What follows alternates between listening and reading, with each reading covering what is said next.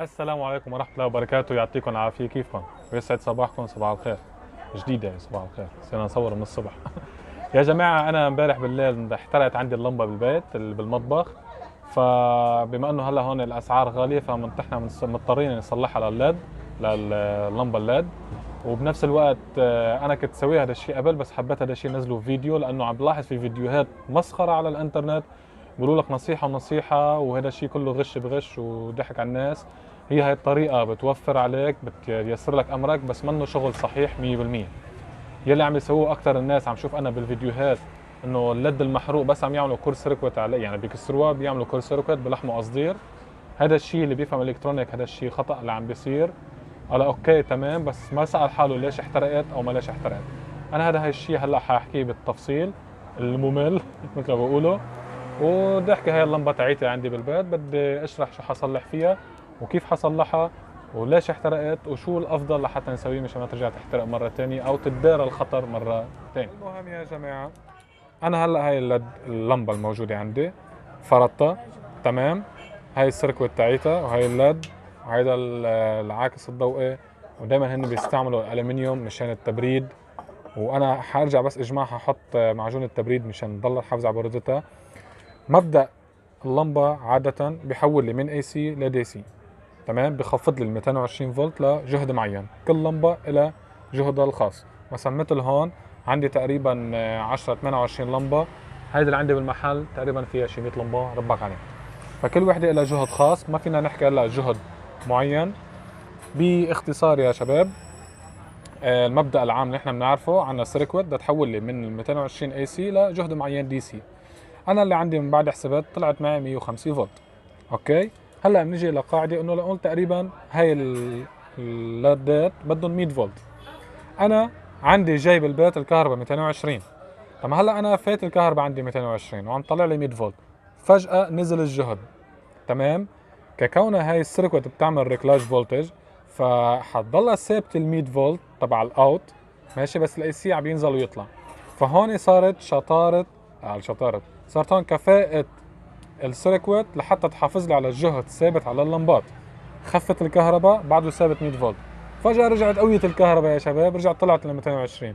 هون كفاءة السيركوت بتحافظ لي ال 100 فولت يضلوا موجودين على السيركوت هون على اللدات تمام. في بعض السيركويات ما بتلحق تعمل ريكلاج، فال 100 فولت بصيروا تقريبا 150 120. فهون اضعف لد من هون اللدات بيحترق. بعتقد وصلت الفكرة. اكثر مشاكل اللدات بتكون الكهرباء ثابته فجاه بتنخفض او فجاه بتقوى، ما بتلحق تعمل ريكلاج فولتج فبيحترق ديود لد تمام. نيجي للموضوع الاحتمال الثاني هو كثره تشغيل. نحن بنعرف انه هول الديود لد او السيركوت هن عاملينهم ليشتغلوا بوقت معين، 30,000 ساعه 40,000 ساعه. مشان هيك نحن بننصح بس بدك تخلص من الغرفه طفي الضوء، افضل واحسن لك، منه بتوفر كهرباء. اذا عندك حساب بالكهرباء تتحاسب على الكهرباء، نحن هون لبنان كله سرقه. او من هيك مشان الافضل لك انك تحافظ على عمر اللمبه اكثر واكثر، ان شاء الله يكون حقها سنت، ان شاء الله يكون حقها $100. هون انت من نفسك عم تحافظ على اغراضك. فاذا عندي خطأين هن سبب حرق اللد: كثرة تشغيل خلص عمرها يعني، او ارتفاع او هبوط مفاجئ للكهرباء. هلا بنجي لتطبيق السيركوت. السيركوت عادة هن بيستعملوا كلهم طريقة توصيل العنصري، يعني ديود ليد يعطي الثاني، كل واحد يعطي الثاني طبعا زائد ناقص زائد ناقص. هون هلا كل شركة بتوصل بطريقتها المعينة. هاي الطريقة الموجودة عندي هون من بعد كشف انه كيف توصيلاتها، هيدي معمولة على قسمين: قسم اول فوق وقسم ثاني تحت. معمول بطريقة 14 لمبة فوق 14 لمبة تحت تمام، واثنيناتهم ياخذين نفس الزائد ونفس الناقص. والله ما بعرف هاي. هلا انا اللي عندي اكتشفته يعني 105 فولت جاي على هاي القسم و105 فولت جاي على القسم، بس ثابت انه في كورونت ثابت هون، يعني تيار ثابت هون وتيار ثابت هون. في حال هيدي الديود ليد سحبت اكثر من هاي فهي حتضل عم تضوي اكثر من هاي تمام. في عنا قانون بالالكترونيك انه لما انت تحط اون باراليل فكل كل قسم حياخد عزم تيار، يعني العزم اللي هو التيار الكهربائي اكثر من الثاني، الا اذا كانت اللد هيدي قد اللد هاي 100%. حوضح اكثر. عند اتفقنا حنسمي ال V1 اخذين 105 فولت قلنا، وعندك هون ال E2 عفوا ال V2 هول حنسمي القسم الثاني كمان اخذين 115 فولت 105 فولت. طب هلا هون انا انتبهت انه في عندي لد محروقه ولد محروقه، استغربت ليه ضرب اثنين بمكانين مختلفين. تمام، رجعت اكتشفت انه لانه محطوطين اون باراليل، لما وحده ضربت لانه اثنيناتهم نفس الجهد ضربت الثانيه. هلا هون انا عملت عمليه حسابيه، اذا ديود اللد الواحد تقريبا اخذ 7.5 فولت. هي ذكرتوني في ملاحظه، انا عاده افتكرتها 3 فولت او 5 فما ضوت لا هاي ولا هاي. جبت الفولتا ريجوليتر فولتاج، تمام، اعطيت اول شيء 3 ما ضوت، اعطيت 5 ما فتحت، اعطيتها 6 ما فتحت، اعطيتها 7.5 لحتى ضوت. فهذا الشيء منه ستاندر، كل شركه بتحط اللد اللي على ذوقها وبتحط الفولتاج اللي على ذوقها. تمام، نحن بنعرف بالتلفزيونات اللدات العاديه في 3 فولت 5 فولت 6 فولت، ما بعرف اذا بعد في زياده، انا بعد ما اكتشفت هالشيء بنفسي. ف انه هلا عندنا هون الديود ضد الوحده عم تاخذ 7.5 فولت. نيجي للماتيماتيك للرياضيات، انه اذا الوحده عم تاخذ 7.5 فولت، فاذا كل 14 حبه عم ياخذوا 105 فولت. فانا مشان احسب الامبير تاعولهم انه هي كلها قد ايه عم تسحب، كاتب انا اي 1 زائد اي 2، الامبير الاول زائد الامبير الثاني، ماشي، اللي هو حنسميه اي عادي من دون لا 1 ولا 2، يساوي البيسونس على الجهد. انا مع الجهد اللي هو 105 فولت، ما معي البويسونس. لا معك البويسونس، وين كاتبينها؟ هون، وينك؟ تمام، 24 واط. فهون شو ليه زايد انه واحد؟ يلا زيادة الخير، كاتب 25 واط، سامحونا بواط. هون كاتب انا 25 واط عفوا البويسونس القدرة على الجهد على 105 فولت، بيطلع معي تقريبا 0.23 امبير. طب هلا انا فايت هون، هون الاي الامبير المجمل الاجمالي بيساوي 0.23. هلا حينقسم على الواحد وعلى 2، فكالعاده بتقسمه على 2 اكيد حيطلع معك 0.1. انا بحط دائما السحب الزياده، كتبت 0.12 امبير تقريبا. فلانه الامبير الاول يساوي الامبير الثاني، يعني عم نحكي كنفس الجهد ونفس اللمبات، فحيكون تقريبا السحب للقسم الاول هو 0.12. هون انا ليه عم بحسب الامبير؟ انا متاكد انه لد وحده احترقت، فلانه الثانيه اخذت الزياده احترقت الثانيه، فصلوا اللدات كلهم. تمام، وفي هون هلا نقطه بدنا نحكي فيها، بتمنى يكون هلا واضح، بتمنى يكون واضحه هون الفكره. ليش الشيء اللمبه بتضرب؟ يعني ها هحط هاي الزائد، لما انا هون عم بستعمل هقول 3 لمبات، وهون كمان 3 لمبات.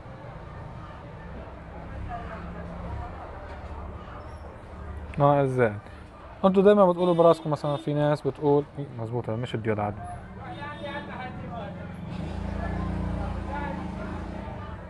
دايما بحطوا السمبل. نحن دايما بنقول طب ليه طفت اللمبه؟ السيركت بعدها عم تعطيني جهد بس اللد احترق. لما يحترق اللد يعني عمل فراغ، اذا بطل في يمرق كورون فراح الجهد فطفى اللمبات، لانه ضربت الاولى فهذه الثانيه اخذت نفس الاستطاعه كمان ضربت، اذا انطفت اللمبات كلها.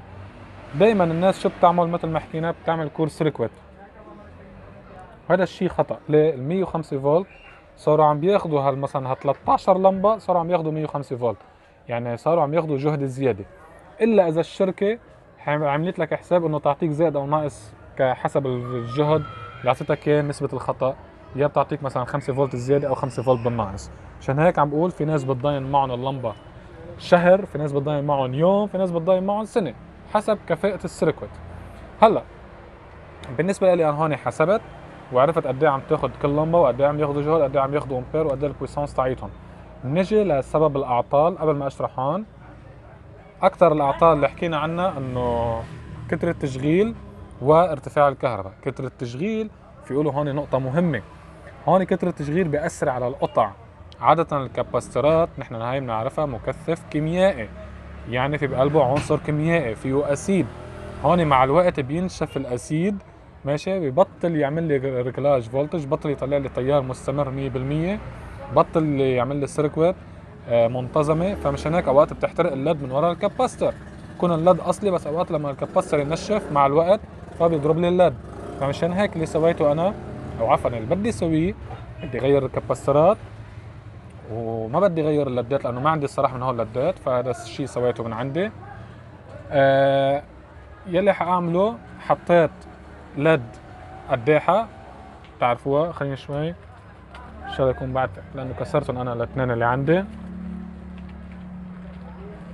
كلنا بنعرفها للقداحه العاديه، انا ما بدخن بس انا بجمعهم. تمام، هذا اللد لو كان بطاريته فاضي بس بياخده لللد. هذا اللد تقريبا بياخد 4.5 فولت.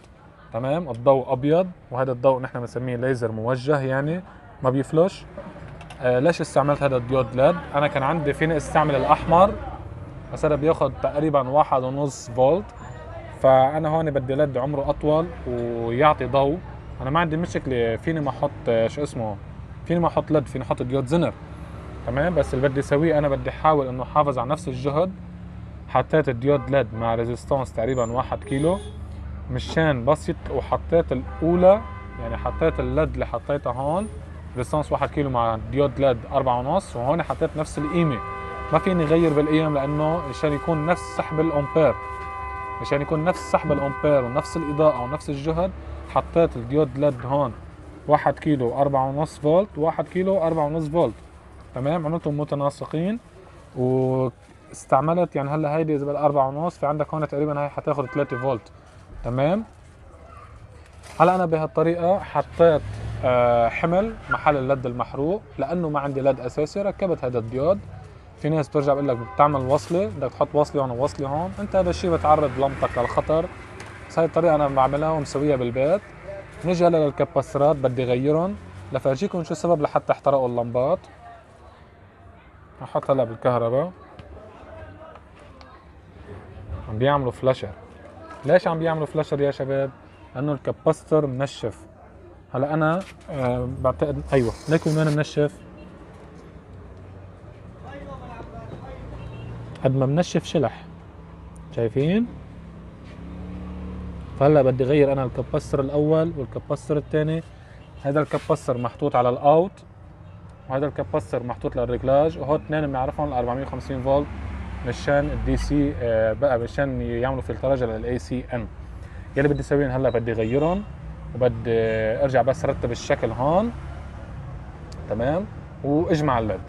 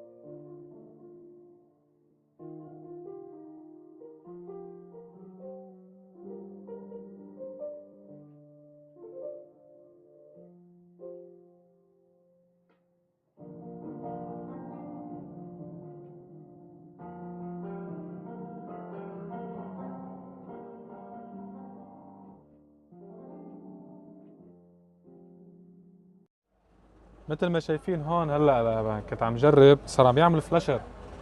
تمام، فهلا عملت كور سيركويت فاشتغلت 100%. ليش كانت عم تعمل فلاشر؟ لانه عم بيطلع الجهد زائد كتير. تمام، يعني اذا هي 4.5 فولت وعندك الريسبونس الواحد كيلو فاكيد عم تاخذ اكثر من 7 فولت.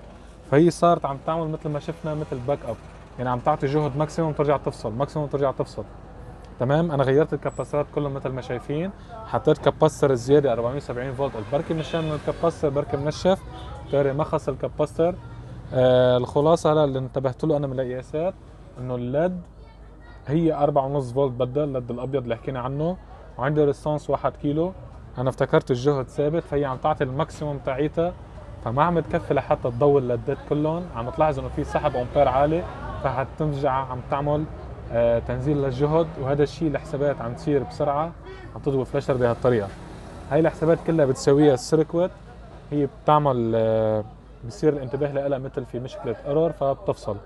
يلي سويته انا هلا عملت كور سيركوت محل الليد، تمام، اشتغلت، بس انا هذا الشيء مش حكفي فيه اكيد. هلا بدي اصغر الريسبونس، بدي احطها تقريبا 2.2 اوم. اللون هو احمر ذهبي، احمر ذهبي عفوا، احمر ذهبي، تمام. بس نقول ذهبي يعني 2.2. اذا كان برتقالي ذهبي يعني 3.3. اما في حال كان احمر فضي ذهبي فهذا بيكون 0.22. تمام. هلا اللي بدي اسويه بس بدي اشيل مقاومة الواحد كيلو، بدي احط 2.2.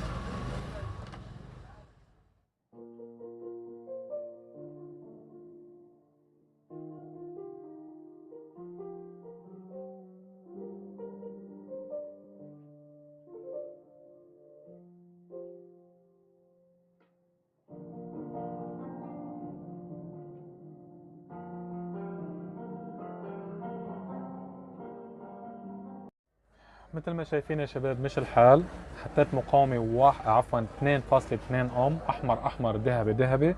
خليني اصلح انا الورقة، تمام.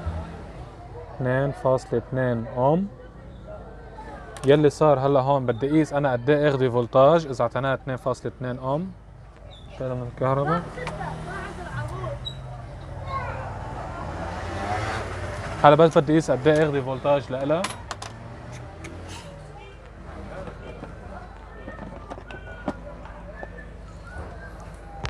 انا الصراحه هلا عيوني فونصوا يعني بطلت اقدر اشوف. جاهز الملتي متر، حط خلينا اول شيء ثبت الساعه. يلا حنجرب نوص عيوني.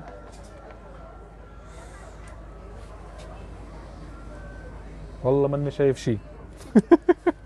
راح عيوني. حثبت انا الفولتاج، حثبت الملتي متر قصدي،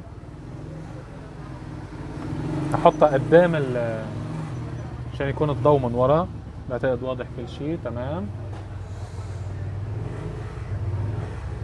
حثبت الساعة،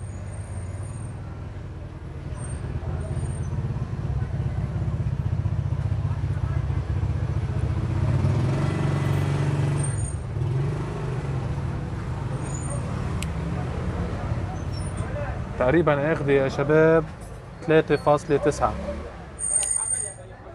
هياخذ الديود الليد الوحدة 3.9 فولت. بدي اشوف هلا الديود الليد العادي قد ايه اخذ.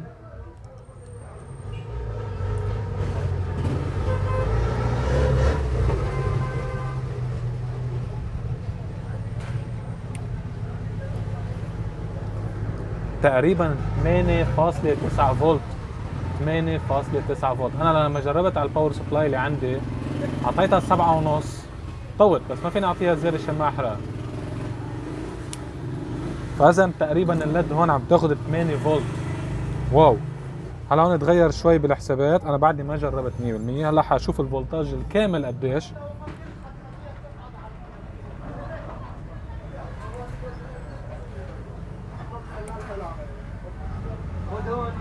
مية وعشرين فولت تقريبا.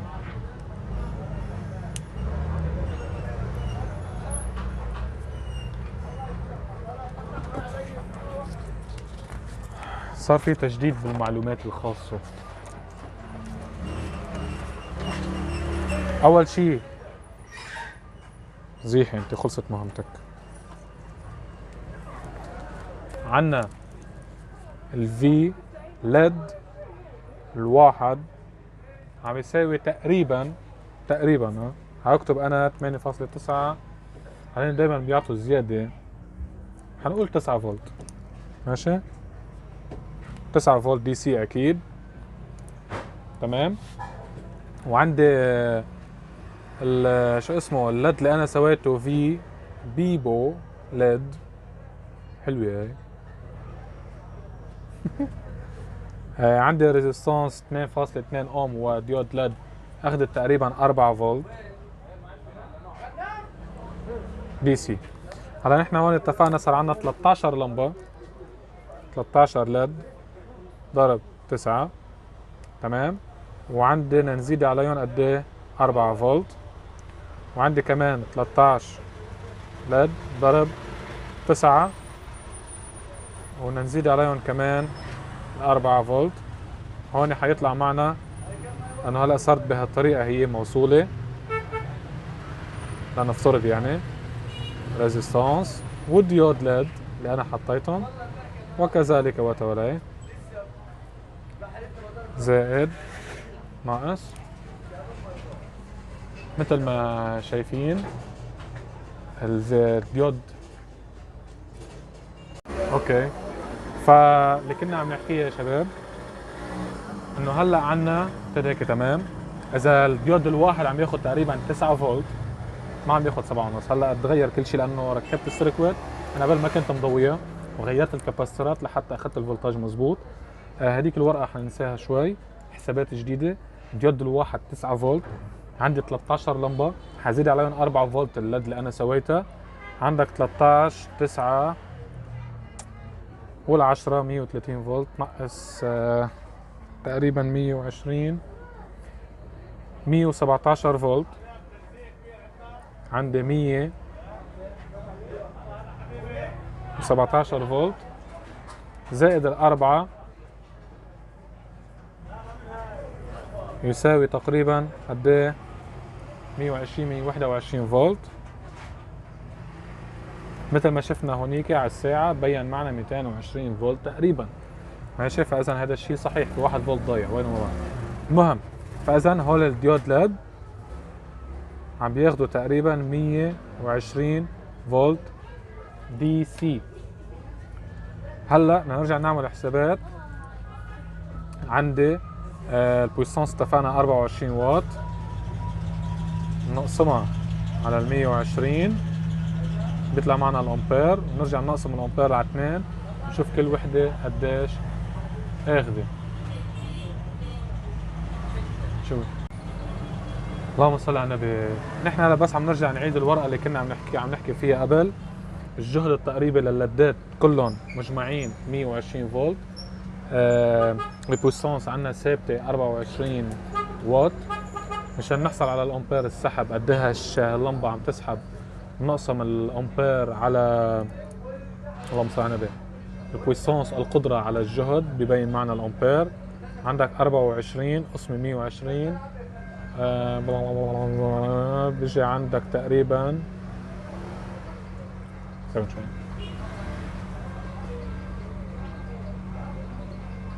نص امبير، ربع امبير، 0.2 امبير. تمام. فاذا كل قسم هو لانه هن 2 باراليل،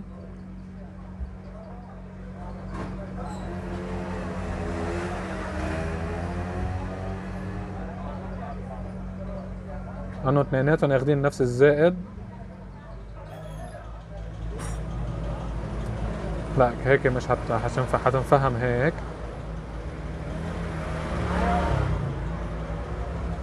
حيفوت الامبير الاول، ماشي، هذا الامبير اي، حيفوت بالامبير واحد، راح اسميه امبير واحد، هذا الامبير 2. فكل وحده عم تاخذ تقريبا 0.1 امبير، تمام، 1000 ملي يعني. فهيك يكون انت ريحت راسك، غيرت الكباسترات كلهم، صارت تعيش عمر اطول ان شاء الله معك. غيرت كباسترات، عملت لها جرد الحام، ركبت ليد محلها. تمام. فرق انك تعمل قصر. هلا انا فيني اعمل قصر دائره بتشتغل بيمشي الحال، لانه السيركت بتسمح انه قد ناقص 9 فولت. فاذا مثل ما انا انتبهت انه معي نسبه خطا زائد او ناقص 10%. اللهم صل على النبي. هيك انا بكون سويت لللمبه، اخذت وقت كثير بس حبيت اشرح بالتفصيل. هذا الشيء كله انت فيك تسويه بدقيقه بس الشرح دائما بطول. كل الفكره انت اذا لمبتك احترقت، اذا كان عدد اللمبات كثير فيك تقصر ليد، اما اذا كان عدد قليل ما لك مصلحه. بنفس الوقت قبل ما تقصر اذا بتقدر تطلع على السيركوت تاعتها، اذا منشفين كباستراتها غير الكباسترات، رجع اذا بدك اعمل قصر دائره وجرب. تمام. فيك تعمل قصر دائره، برجع بقول مش غلط بس انتبه على الكباسترات. تمام، لانه له علاقه، وانتبه للحمات التلحيمات تكون مضبوطه 100%. هيك انا بكون صلحت اللمبه اللي عندي، وصلحتها بطريقه منيحه لانه مصلحتي يعني مثل ما بيقولوا، ما فيني غش حالي. وانا اذا زبون دفع لي انا بسوي له هذا الشغل اكيد، بس في زبون بيقدر الشغل انا عم بسويه، في زباين ما بتقدر هذا الشغل انا عم بسويه. وهيك بنكون نحن سوينا اللمبه بطريقه امنه ومنيحه وافضل وعمر اطول ان شاء الله يعني. وبس هلا صار فينا نقول لكم اذا بتسمحوا لنا، يعني اذا كنت مشترك جديد فيك تعمل لنا سبسكرايب، فيك تعمل لنا لايك، واهم شيء عندي سبسكرايب انا الصراحه. ماشي. وبنرجع بنقول ما بتندم على المشاركه معي، بعطي معلومات ان شاء الله، بحاول اوصل فكره قد ما فيني لك. وبس. وفينا هلا نقول السلام عليكم ورحمه الله وبركاته and see you later. باي باي.